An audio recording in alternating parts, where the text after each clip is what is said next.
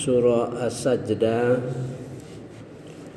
Kemarin kita sampai pada ayat nomor 15, di mana pada ayat nomor 15 itu kita disunatkan sujud tilawah. Saya ulangi kembali, ada 3 variabel yang menunjukkan begitu pentingnya sujud tilawah.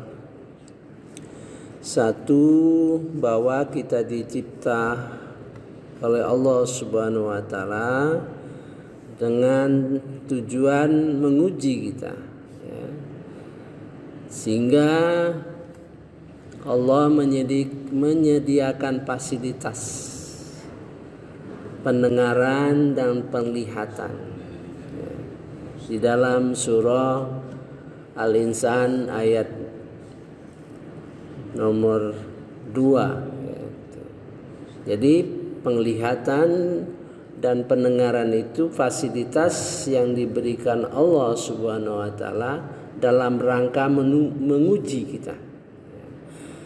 Ada 2 hal di situ, yaitu satu, ujian kemampuan kita menggunakan pendengaran dan penglihatan kita, ya, mampu tidak.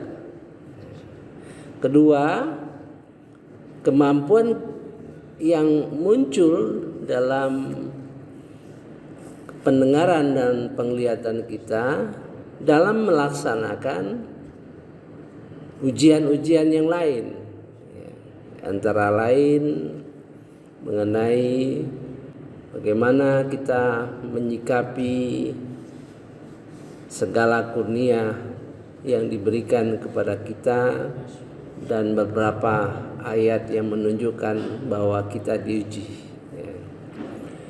Kedua adalah Rasulullah mengharapkan, ya, supaya di dalam hati kita, dalam pendengaran kita, dalam penglihatan kita, dalam lisan kita ada nur, yaitu doa ketika kita berjalan dari rumah ke masjid, ya. Di situ mengandung arti ada 4. Fi qalbi nuro, fi sam'i nuro, fi basari nuro, wa fi lisani nuro. Ada 4 komponen, ya. Jadi sam'i nuro, pendengaran dan penglihatan kita mendapat nur, ya, sehingga mendorong, ya, lisan kita ada nur. Artinya lisan kita menunjukkan bahwa nur yang ada pada penglihatan dan pendengaran kita mendorong kita untuk melakukan tindakan-tindakan, melakukan amal-amal, ya. Lisan itu amal yang paling depan,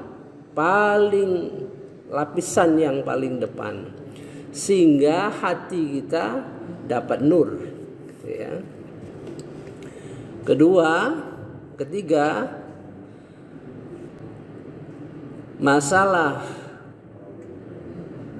di dalam surah Al-A'raf 179, Allah menyatakan bahwa banyak isi neraka itu terdiri dari manusia dan jin, karena tidak mampu menggunakan hatinya, pendengarannya, penglihatannya dalam rangka iman kepada Allah Subhanahu wa taala. Itu diingatkan, kita perlu ingat itu, karena itulah mendorong ilmu dasar, ya, sehingga bisa menangkap ilmu yang akan diberikan Allah Subhanahu wa taala dengan ilmu dasar yang kita sudah miliki, ya. Mari kita lihat kembali ayat nomor 15.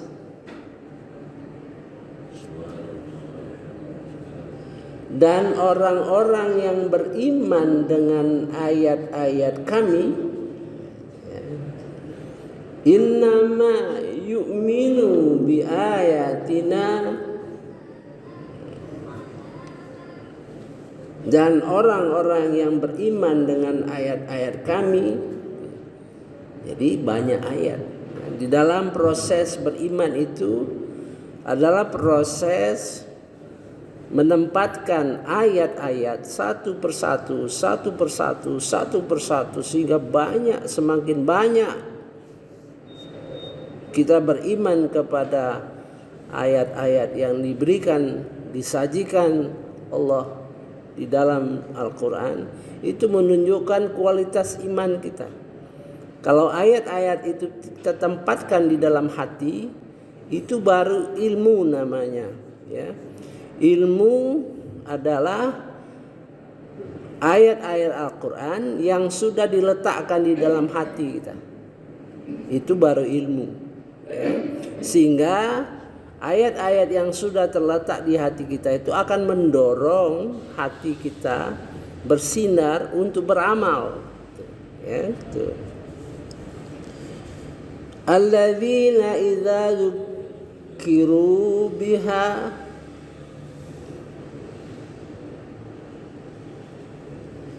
hanyalah orang-orang yang apabila diperingatkan dengannya ayat-ayat kami, ya. Jadi ada proses di dalam hati kita. Semakin banyak ayat-ayat yang masuk ke dalam hati kita, itu semakin kita takjub, ya. Kan kalau banyak ayat di dalam hati kita, ada ayat yang biasa saja, ada ayat-ayat yang merupakan pedoman hidup, ada ayat-ayat yang membuat kita takjub. Nah, dengan semakin banyak ayat-ayat Quran itu di dalam hati kita, maka bergetar hati kita. Alladzina idza dzukiru biha kharu sujada, maka mereka bersungkur dengan bersujud. Wasabbahu, dan mereka bertasbih bihamdi rabbihim, kepada Tuhan mereka. Mereka lah wahum la yastakbirun, mereka lah yang tidak sombong. Jadi kalau ayat-ayat itu semakin banyak, ya, ini satu ayat saja implementasinya bukan main beratnya, ya, tapi berangsur-angsur. Nah, nanti saya berusaha menjanjikan untuk membahas seluruh ayat-ayat yang mengandung sujud tilawah. Nah, jadi kita akan lihat nanti apa pesan yang secara keseluruhan dan pesan intinya, ya. Lambung mereka jauh dari tempat tidurnya, mereka berdoa kepada Tuhannya dengan rasa takut dan penuh harap, dan mereka menginfakkan sebagian dari rezeki yang kami berikan kepada mereka. Ini ada asbabun nuzulnya. Anas radhiyallahu an meriwayatkan bahwa ayat ini diturunkan sebagai pujian kepada para sahabat yang menunggu sholat, ya, sholat atamah, ya, sholat isya yang dilakukan di akhir malam. Ya, ini berkenaan dengan sholat. Kalau arti maksud dari lambung mereka jauh dari tempat tidurnya, berarti mereka nggak tidur, ya, nggak tidur malam, kadang-kadang bangun, ya.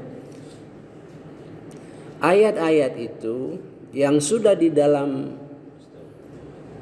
hati kita kadang-kadang terfikir, ya, ayat itu terfikir.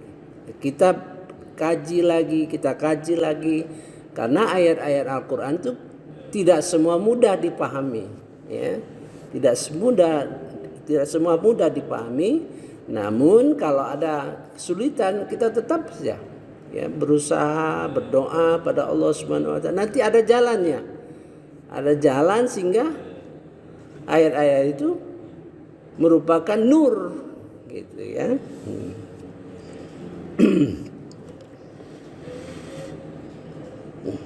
Tatajafa junubuhum, menjauh lambung-lambung mereka, anil madha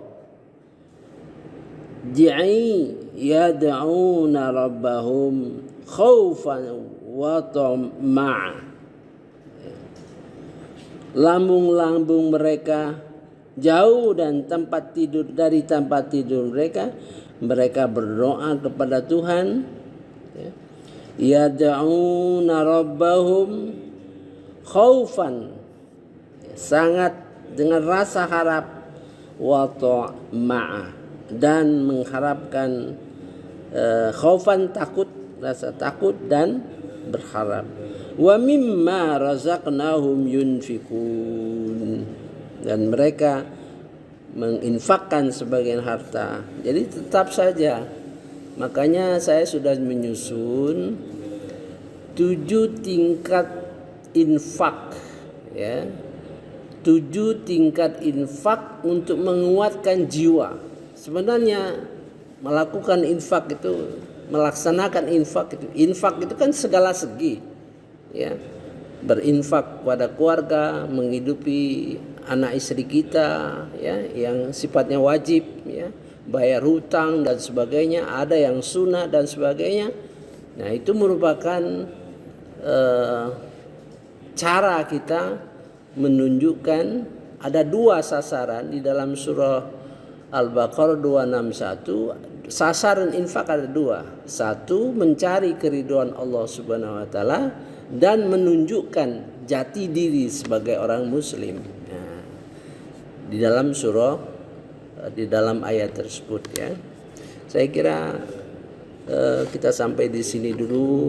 Mudah-mudahan kita terus mengkaji surah As-Sajdah ini. Karena As-Sajdah inilah merupakan kunci untuk melanjutkan ke surah-surah yang lain, di mana surah-surah itu ada sujud tilawahnya yang diperintahkan. Ya, ada 15 ya, ada 15 ayat yang cukup banyak dari pengertian yang sudah kita lakukan selama ini. Kalau kita mengkaji seluruh ayat-ayat berkenaan dengan sesuatu, misalnya berkenaan dengan ulil albab, ada 13 atau 14 ayat. Dari kajian keseluruhan itu kita akan terima pesan ya. Kita mengkaji bagaimana Al-Quran dalam bahasa Arab, ada 14 ayat. Dari seluruh ayat-ayat itu akan terbuka rahasia apa di dalam pesan seperti itu. Nah, itulah namanya pengkajian dengan menurut metode ilmiah. Jadi ilmiah itu begitu ya. Subhanakallahumma wa bihamdika asyhadu an la ilaha illa anta astaghfiruka wa atubu ilaik. Wassalamualaikum warahmatullahi wabarakatuh.